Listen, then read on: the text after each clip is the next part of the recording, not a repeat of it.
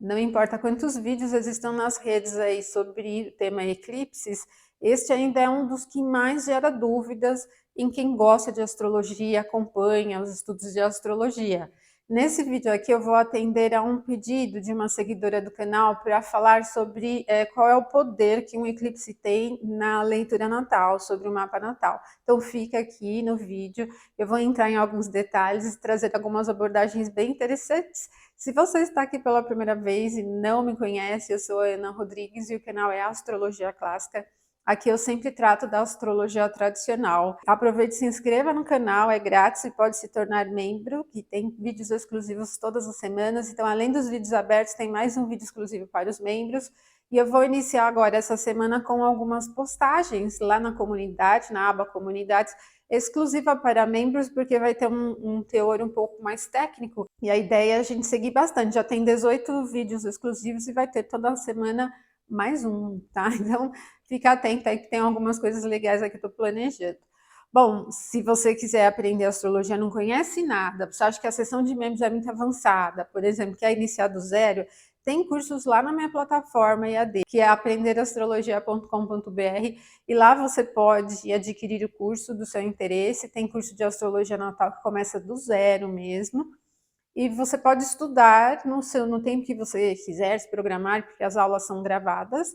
No final do curso, você vai me enviar o seu exercício final, eu faço a correção. Tem exercícios também ao longo do curso, tem material de apoio, mas no final eu corrijo o exercício final e devolvo para você com o seu certificado. Então, o seu certificado tem seus dados, tem a nota que você adquiriu no resultado final ali do curso, e todos os temas que você aprendeu também no verso do certificado, tá? Então é isso, vamos lá. No vídeo que eu gravei sobre o eclipse híbrido do dia 20 de abril, eu pedi que vocês colocassem ali algumas sugestões de temas. Então uma das sugestões foi essa, né? Porque eu abordei ali no sentido coletivo. Aliás, esse vídeo rendeu muitos temas. Tem um outro vídeo que eu já gravei de um assunto que saiu dele, né? Que foi o de portais energéticos na astrologia tradicional. Existe isso, gente, tá? Então tem um vídeo gravado, se você não assistiu, pode pegar aqui em cima no card ou aqui embaixo na descrição do vídeo tem o link direto também. Só você assistir aí, é bem legal o tema, é raro também, mas é muito interessante. Dá para a gente trabalhar aí com as observações das próximas aberturas de portais dentro do tema da astrologia tradicional. Mas voltando à ideia do eclipse, né? É um dos temas que gera muita dúvida, porque tem muita informação na rede. Cada eclipse que tem, independente de ser parcial, total, solar, lunar, tem uma quantidade de informações de linhas variadas, né? Astronômicas, o pessoal da astronomia sempre fala sobre os eclipses, astrológicas, aí tem uma divergência enorme, gente, porque a gente tem a abordagem moderna, a abordagem tradicional, e mesmo na abordagem moderna tem várias linhas, né, de estudo. Tem a abordagem mais clássica da astrologia moderna, astrologia sem o viés místico, mas tem a astrologia psicológica, a astrologia kármica, vários tipos de astrologia que são todas modernas. E tem ainda a astrologia tradicional, né? Por exemplo, no meu canal. Então, é uma grande quantidade de informação e às vezes as maneiras como a gente aborda são bem diferentes uma das outras e acaba gerando dúvidas, né? O que eu vou passar aqui para vocês é do ponto de vista da astrologia tradicional. A gente pode dizer que a astrologia moderna ela é mais simples do que a astrologia tradicional. A tradicional ela tem uma grande quantidade de recursos, atributos que a gente avalia para fazer o julgamento da carta. Isso é bem isso mesmo. A astrologia tradicional ela é mais complexa, ela é mais recheada de parâmetros, e a astrologia moderna ela é um pouco mais simples, ela é bem mais, um pouco, não é muito mais simplificada do que era a astrologia tradicional. E assim, né, para quem segue uma linha ou outra, não se trata de uma ser melhor do que a outra, mas a astrologia tradicional é a astrologia sem incorporar outros tipos de visão, como psicologia, assunto de karma. Ela é astrologia, mesmo como era praticada antigamente. Por que eu falo isso e sem preconceitos, assim, né, de canais e tal? Porque no meu canal tem seguidores de astrologia moderna, de tradicional. Eu falo isso mais para a gente entender as abordagens, que são diferentes. Agora, um fator imprescindível é que na astrologia tradicional, os eclipses são estudos que a gente faz para a astrologia mundial, o contexto coletivo, e ele vai trazer informações relativas a assuntos da natureza, eventos ligados à natureza, eventos socioculturais e políticos também, certo? Então, na astrologia tradicional, a gente aborda mais os eclipses num contexto mundial.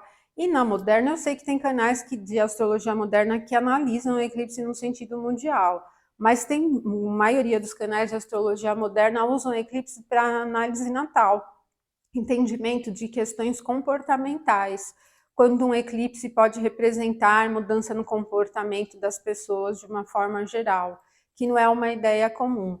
De maneira geral, na astrologia tradicional, nós não abordamos eclipses na astrologia natal e nem na horária, eles não têm muita importância. Na eletiva é um dos pontos que a gente evita, né? É um momento que a gente evita para iniciar atividades, fazer ritualísticas, por exemplo, ele não é recomendado. E para início de negócios, enfim, início de atividades que sejam importantes.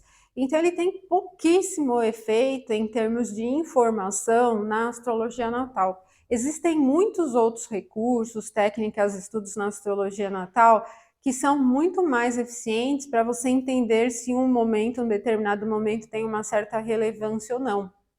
Muitas técnicas, gente, astrologia natal, independente de ser tradicional ou moderna, eu acho que é o ramo da astrologia que mais tem recursos para fazer previsões. Tem revolução solar, trânsitos, direções, progressões.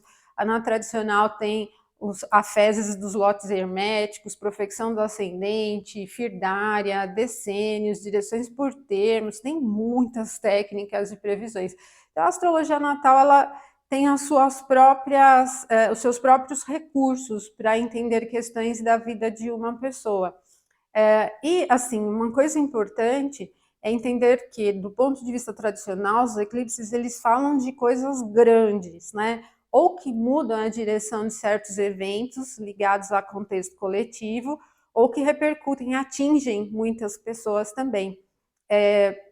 Eu também vi num canal de astrologia uma pessoa dizendo, né, um profissional dizendo que no passado os eclipses representavam assuntos catastróficos, mas que hoje em dia não, porque a astrologia se atualizou. Mas é um erro dizer isso, porque a gente está passando ainda, né, por uma pandemia, ela não acabou totalmente, mas naquele ano em que ela surgiu, muitos astrólogos fizeram previsões de situações relacionadas à China, porque teve um eclipse solar que foi visível, né, totalmente, um eclipse solar total, que foi visível ali na China.